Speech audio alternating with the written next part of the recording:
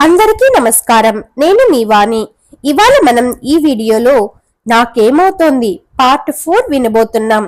Friends, మీరు కానీ మా ఛానల్ ని ఫస్ట్ టైం చూస్తున్నట్లయితే ప్లీజ్ సబ్స్క్రైబ్ చేసుకోండి. అలాగే ఈ వీడియోని తప్పకుండా లైక్ చేసి కమెంట్ చేయండి. మరెందుకు ఆలస్యం, వినేద్దామా? మంచి పని చేశారు. ఇప్పుడే ఎస్ఐ గారికి చెబుతాను అంటూ అతని నంబర్ నోట్ చేసుకుని ఎస్ఐకి కాల్ చేశాడు కానిస్టేబుల్. విషయం విన్న ఎస్ఐ రంగనాథం, వాళ్ళ రిసార్ట్లోనే ఆత్మహత్యో జరిగి ఉంటుంది. కేసులు గొడవ తప్పించుకోవడానికి శవాన్ని బయటపడేసి ఉంటారు. నేను వెంటనే స్టేషన్కి వస్తాను. డ్రైవర్ని రెడీగా ఉండమను. ఫోటోగ్రాఫర్కి కూడా ఇన్ఫార్మ్ చేయి అన్నాడు. అలాగే సార్ అంటూ ఫోన్ పెట్టేశాడు ఆ కానిస్టేబుల్.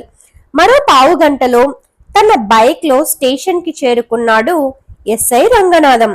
అప్పటికే అక్కడ డ్రైవర్ జీప్తో సిద్ధంగా ఉన్నాడు. ఇద్దరు కానిస్టేబుల్స్ కూడా రెడీగా ఉన్నారు. రంగనాథం ఎక్కగానే జీప్ కదిలింది. ఆ వీధి చివరన రెడీగా ఉన్న క్లూస్ టీం ఫోటోగ్రాఫర్ని ఎక్కించుకున్నాడు. టీంలో మిగతా వాళ్ళు డైరెక్ట్గా స్పాట్కి వస్తామన్నారు. అలాగే చెప్పాడు ఫోటోగ్రాఫర్. తెలుసు, ఎస్పీ గారితో ఏసీపీ గారితో మాట్లాడాను అని చెప్పాడు రంగనాథం. స్పాట్ కి చేరడానికి అరగంట పట్టింది. రిసార్ట్ వాళ్ళు పెట్టిన మనుషులు జనాల్ని కంట్రోల్ చేయడానికి ప్రయత్నిస్తున్నారు. కానీ వాళ్ళ వల్ల సాధ్యం కావడం లేదు. ఇంతలో పోలీస్ జీప్ని చూడగానే జనాలు కాస్త దూరంగా జరిగారు. రంగనాథం సైగ చేయగానే కానిస్టేబుల్స్ జీబు దిగి అక్కడ ఉన్న వారికి వెళ్లిపొమ్మని కేకలు పెట్టారు. దాంతో ఆ ప్రదేశం దాదాపు ఖాళీ అయింది. అక్కడే ఉన్న రిసార్ట్ మేనేజర్ సందీప్ జీప్ దిగిన ఎస్ఐని చూసి దగ్గరికి వచ్చి విష్ చేశాడు. మా రిసార్ట్కి పాలు పోసే అతను శవాన్ని ముందుగా చూసి మాకు చెప్పాడు సార్. ఈ ప్లేస్ మా కాంపౌండ్ వాళ్ళకి దూరంగా ఉన్న బాధ్యత తీసుకొని మీకు ఫోన్ చేశాను సార్ అన్నాడతను రంగనాథం వెనకే నడుస్తూ. నిజం చెప్పు, మీ రిసార్ట్లో మర్డర్ జరిగితే శవాన్ని ఇక్కడ పారేశారు కదూ? నవ్వుతూ అన్నట్లే తన అనుమానాన్ని బయట పెట్టాడు ఎస్ఐ రంగనాథం. అయ్యో, ఎంత మాట అనేశారు. అలాంటిదేమైనా ఉంటే ముందుగా మీకు కబురు చేస్తాను కదా అన్నాడు సందీప్. చిన్నగా నవ్వుకున్నాడు రంగనాథం. గతంలో ఒక కేసు విషయంలో తన సహాయంతో బయటపడి భారీగానే ముట్టజెప్పాడు సందీప్. అయినా తన మొహంలో గాంభీర్యాన్ని తెచ్చిపెట్టుకొని ఇక్కడ ఫార్మాలిటీస్ పూర్తి చేసుకున్నాక మీ రిసార్ట్ రికార్డులు, సీసీ కెమెరా రికార్డులు స్వాధీనం చేసుకోమని మా ఏసీపీ గారు చెప్పారు. ఏవైనా చిన్న కేసులైతే సహాయం చేయగలను, కానీ మర్డర్ కేసులో నేను చేసే సహాయం ఏమీ ఉండదు. ఏదైనా ఉంటే ఇప్పుడే చెప్పే అన్నాడు రంగనాథం. మా రిసార్ట్లో అలాంటిదేమీ జరగలేదు. అన్ని రికార్డులు తనిఖీ చేసుకోండి అన్నాడు సందీప్. మాట్లాడుతూనే శవం దగ్గరకు చేరుకున్నారు వాళ్ళు. శవం గుర్తుపట్టలేనంతగా కాలిపోయి ఉంది. ఆ శవం పురుషుడిదా లేక స్త్రీదా అని గుర్తుపట్టలేనట్లుగా ఉంది. ఫోటోగ్రాఫర్ దూరం నుండే శవాన్ని వివిధ భంగిమల్లో ఫోటోలు తీశాడు. ఇంతలో క్లూస్ టీం మిగతా సభ్యులు కూడా వచ్చారు. ఆ చుట్టుపక్కల ప్రతి అణువు ఆధారాల కోసం గాలిస్తున్నారు. రంగనాథం తనకున్న అనుభవాన్ని బట్టి ఆ శవం అక్కడ కాల్చబడలేదని గ్రహించాడు. క్లూస్ టీం సభ్యులు కూడా అదే మాట చెప్పారు. ఎక్కడో చంపి కాల్చి శవాన్ని ఇక్కడ పడేశారు. ఎక్కడా శవాన్ని ఈడ్చుకొచ్చిన ఆనవాళ్లు కూడా లేవు. అంటే ఏదో వెహికల్లో శవాన్ని తీసుకుని వచ్చి రోడ్డు పక్కన పొదల్లోకి విసిరేశారు. ఇది కనీసం 2-3 కలిసి చేసి ఉండాలి.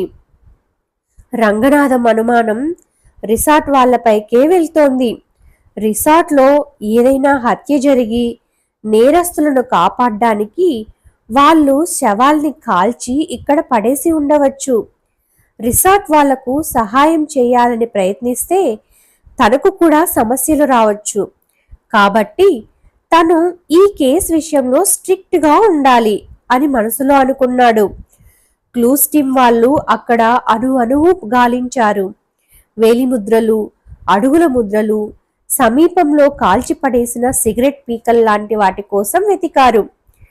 టేప్తో శవం రోడ్డు నుంచి సమీపంలో ఉన్న చెట్టు నుంచి ఎంత దూరం ఉందో కొలిచారు. శవానికి కాస్త దూరంగా పడి ఉన్న చెప్పులను తీసుకొని భద్రపరిచారు.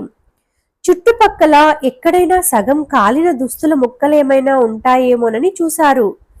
నేలపైన కాలిన కట్టెలు కానీ ఆకులు కానీ లేకపోవడంతో శవం అక్కడ కాల్చబడలేదని నిర్ధారణకు వచ్చారు. తరువాత ఫోటోగ్రాఫర్ శవాన్ని దగ్గర నుంచి మరికొన్ని ఫోటోలు తీశాడు. శవాన్ని ఒక వస్త్రంలో చుట్టి పోస్ట్ మార్టం కోసం తరలించారు. తాము సేకరించిన వివరాలతో క్లూస్ టీం వాళ్ళు వెళ్ళిపోయారు. తరువాత రంగనాథం ఏసీపీ ప్రతాప్కి కాల్ చేశాడు. నువ్వు వెంటనే ఆ రిసార్ట్ రికార్డులు సేకరించు, సీసీ కెమెరా ఫుటేజ్ కూడా తీసుకో. రిసార్ట్లోకి గత 4-5 రోజులుగా ఎవరెవరు వచ్చారో, ఎవరు ఖాళీ చేశారో వివరాలు తీసుకో.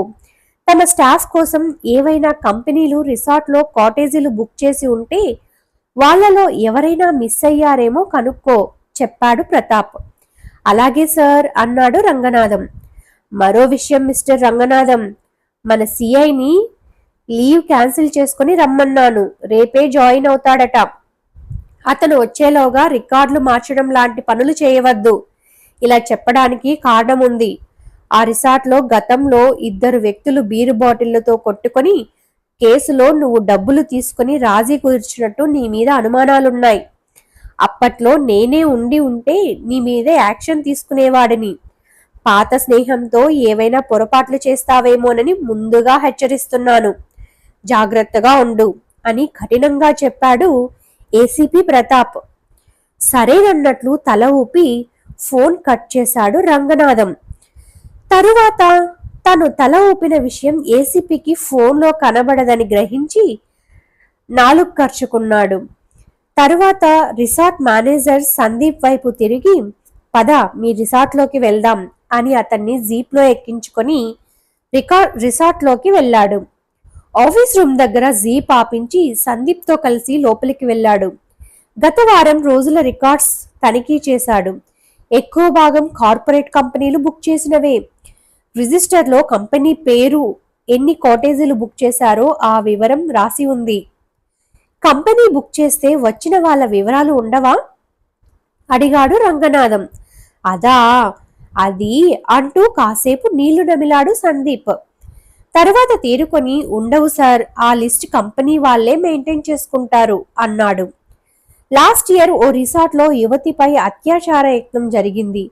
అప్పుడు ఏసీపీ గారు అందరూ రిసార్ట్ యజమానుల్ని సమావేశపరిచి రూమ్స్ కంపెనీ బుక్ చేసినా వచ్చిన వాళ్ళ వివరాలు నోట్ చేసుకుని వాళ్ళ సంతకాలు తీసుకోమని చెప్పారు కదా.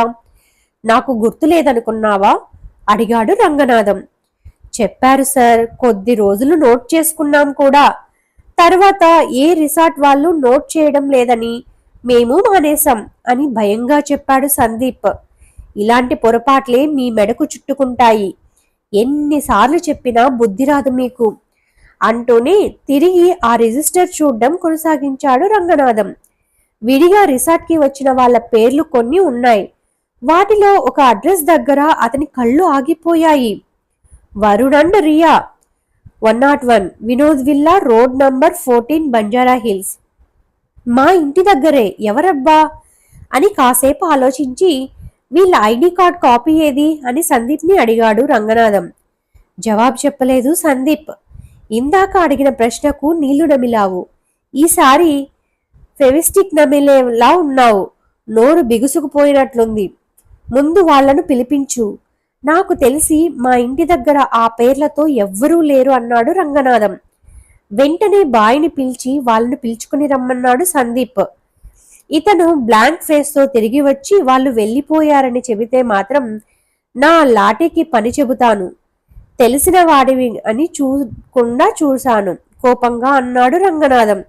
కాసేపటికే ఆ బాయ్ తిరిగి వచ్చి ఆ కాటేజీ ఖాళీగా ఉంది సార్, ఎవరూ లేరు అన్నాడు.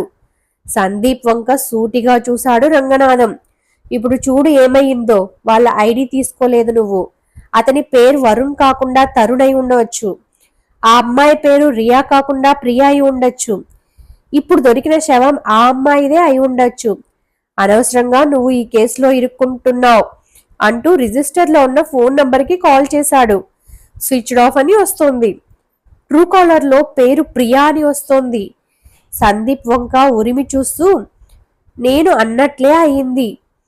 నీ రిజిస్టర్లో రియా అని ఉంది, ఇక్కడేమో ప్రియా అని చూపిస్తోంది. ఇదిగో మా ఏసీపీ గారు కాల్ చేస్తున్నారు, ఏమని చెప్పాలి ఆందోళనగా అన్నాడు రంగనాథం. ఒళ్ళంతా చెమటలు పట్టాయి సందీప్కి. సార్, మీరే ఎలాగైనా కాపాడాలి అన్నాడు రంగనాథం చేతులు పట్టుకుంటూ.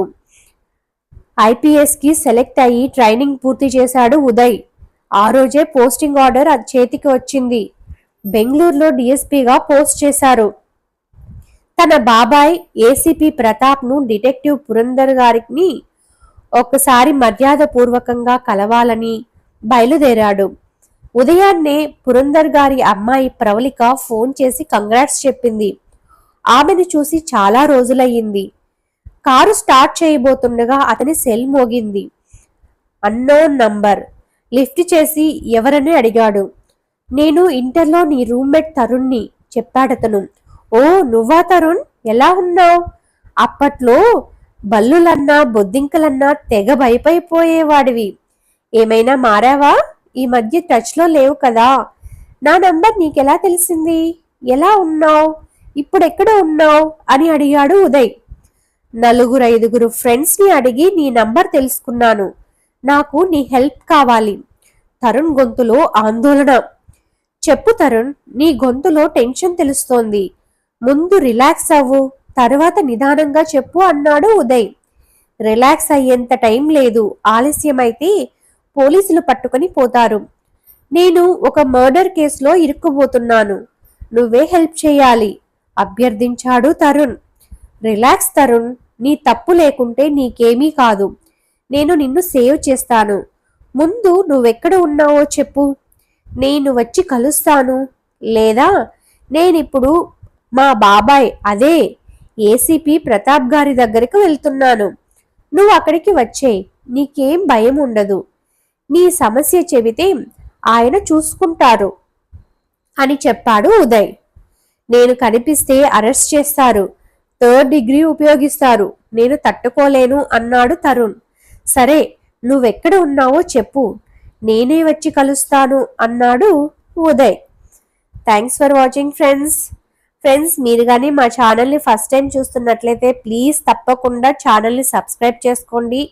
అలాగే ఈ వీడియోని తప్పకుండా లైక్ చేసి స్టోరీ ఎలా ఉందో కమెంట్స్లో తెలియజేయండి. అలాగే మీకు ఎలాంటి స్టోరీస్ కావాలో మాకు కమెంట్స్లో చెప్తే నేను ఆ స్టోరీస్ మీకోసం మన ఛానల్లో అప్లోడ్ చేస్తాను. Thank you once again.